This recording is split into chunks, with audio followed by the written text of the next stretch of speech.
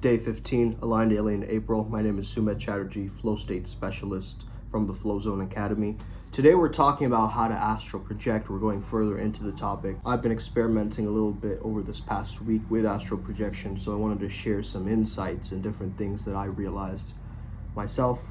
Astral projection refers to an out-of-body experience. So you have something called an astral body, which leaves the physical body and can travel to the astral plane. It's very, very important that you note that you gotta be super relaxed when you try this, okay? Don't let little noises or different things come into the way and just distract you. You gotta eliminate all distractions and get really, really comfortable. And you wanna get really, really good at meditation before you try astral projection. Don't come into astral projection if you can't really meditate at all, okay? Well, you can, but it's just gonna be a lot more difficult because you won't know how to get into that state where some people call it a vibratory state, okay, right before. So some people believe we have to reach a hypnotic state. You can do this with binaural brainwave entrainment, right? Using theta waves and so forth. Then what you want to get really good at, and these are all preliminary things that you should be working on, right? It's good to astral project like late into the night or early into the morning, okay? Or when you like wake up in the morning and you want to go back to sleep, you can astral project. In that little phase, you can also astral project quite well, I've noticed. Similar to lucid dreaming, okay? So as you're meditating, you want to put your attention on one particular part of your body. So it could be something that you can move, a hand, a foot, a particular organ. And now I want you to imagine that, let's say it's your hand. Imagine you are clenching your hand as if you're actually clenching it. Obviously you're not. Your hands might be like this. But try and see if you can get your astral body activated. Okay, this is really, really key. Now you can actually practice this technique where I call it the rope technique, okay? So basically you imagine you have a silver cord coming out of your solar plexus. Once you get flat onto your bed, super relaxed, okay? Imagine you're putting one hand over your solar plexus and another hand over your solar plexus like you're grabbing a rope, okay? And now, you know how you would climb a rope like this and pull yourself up? I don't want you to actually do that, but similarly, the way that you clenched your hand, I want you to try to imagine that you're pulling on this rope and expanding the rope upwards like Vishnu's serpent, okay? You want to climb that rope all the way up to the top where the consciousness is much more expansive. Now, as you're doing this, trust me, if you're highly psychically intuitive, you might also feel these vibrations. These vibrations, these frequencies that are going to come in, try to ignore the sounds and the different things that are going to come in. Sometimes they might come in.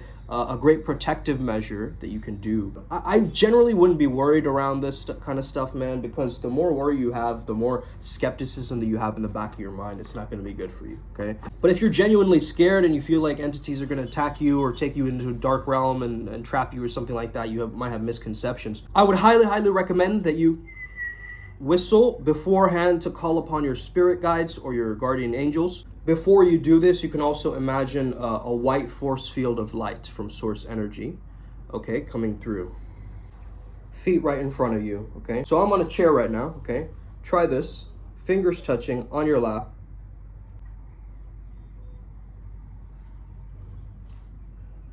It should form like a triangle shape as you're looking down upon it.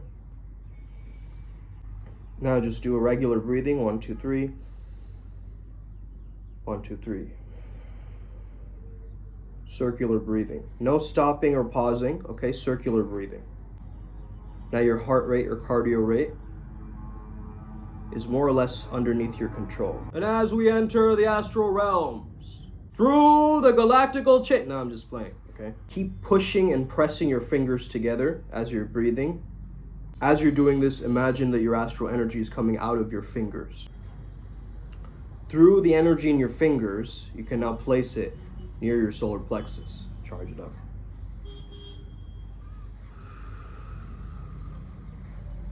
Lastly, it's time to imagine the serpent is rising up. So from your root chakra up to your solar plexus chakra.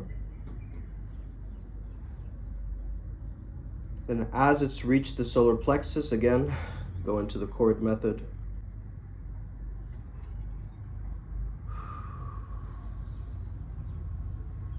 You can now place your hands like this This vibrational space that I was talking about earlier, that's also sometimes referred to as the real-time zone, RTZ, okay? This is the closest plane to the astral. It's not the astral yet, remember, okay? So you hyperextending your time in RTZ or RTZ will make it more likely for you to be in the astral. Why do you even want to go in the astral in the first place, right? You can basically explore anywhere, do anything, okay? It gives you ultimate liberation and freedom to explore these astral realms. You could change your current reality because that's the template reality at times. You could communicate with others. You can give people healings, unless you want to vampirize someone, you know. But again, have some ethics in hand when you do that and read up about it before you do that or attempt something like that. Much like the physical plane, we have our own laws of gravity and so forth. The astral plane has its own laws. As I've been astral projecting this week, I'm noticing as I'm walking through the forest, I can actually sense that there's different beings, okay? Like fairies and, you know, other interdimensional beings like in that space, like gnomes, fairies, this different realm. So once you get really, really good at astral projecting, it will actually show up in the physical world, okay? So there's a lot of things in the astral waiting to manifest for you. You see, you might have had a thought form, but the thing is, like anything with like a servitor or anything, you need to charge that thing with energy. And sometimes it might take years, okay? 1 year, second year, third year, and then finally it shoots up like a bamboo. Like the first 3 years, there's no growth, but then suddenly it shoots up. It might be the same thing in your business, in your love life, and you know, your health, whatever it is. It's gonna take time, right? Temple of Eleusis keeps coming up for me for some reason. I know I was talking about Kaikion and all this stuff. So there's this Greek story about a guy who got his head hit with a rock or something, then he got into a coma, okay? Aristeo, I believe was the name. He also saw that he was contacting another dimension. So he felt a double consciousness, and then he felt a force pulling him back into his body. So there's a lot of exit strategies in astral projection, we've noticed. There's ways that you can just merge into an object, just completely like in a video game, right? You're kind of letting your consciousness go like a flashlight through the astral. Like let's say you see this object, you let your consciousness go with your eyes and just merge into the object, into the 3D, and then you'll suddenly wake up, okay? That's one way to do it. It's kind of an easy way to do it, for me at least. And I've noticed, you know, pulling yourself back through the astral string takes a little bit longer. We can tell that from that experience, from Aris Deu, that story that I just said, we can see that from that example, his head got hit by a rock, he's almost dead, right? So it's almost like near-death experiences and astral projection experiences. There's an overlap there, okay? There's an overlap there. I mean, look at a lot of the studies and a lot of the things that people report, okay? Look at all these trip reports or people who have done astral projection journeys successfully. I remember my last astral projection journey. Where was I going? Oh yeah, so I decided to go to a random forest in Wales, okay? I don't know how this forest looked like, but I was just exploring, kind of allowing my mind to kind of take me there, okay? And I know exactly the location. If I were to ever go to the UK, I could probably find it. So I was just exploring through the forest and stuff, and then I saw some udines, okay? Some water nymphs, okay, or water spirits. Kignixa pointed it out to me. Then I kind of just saw them. They gave me some symbols or something like that, and then I just came back, okay? Just went into a tree, and then that tree kind of just woke me up. The deities have told me this is a safe method of doing this, okay?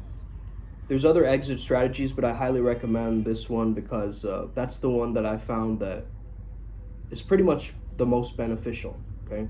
With respect to my pathworking and the deities and so forth, I can't share everything on YouTube, and therefore you got to join our Telegram, our private communities, okay, to find out more about this. Because if you really, really want to master this, you're going to have to get good at your psychic gifts in general. To strengthen that with our practice, our process, we can also teach you how to channel, because I've done it successfully. I've taught others how to do it successfully. It's very, very powerful tech that if you can receive these downloads, you can really, really practice this beautiful experiment. And hey, it won't work the first few times, but don't get discouraged. Like I said, keep planting the seeds, keep going. Soon enough, it's gonna blossom into a giant tree.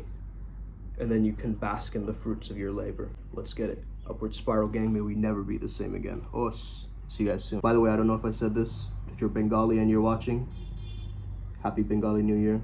Shubha Novoborsho. Let's get it. Upward spiral.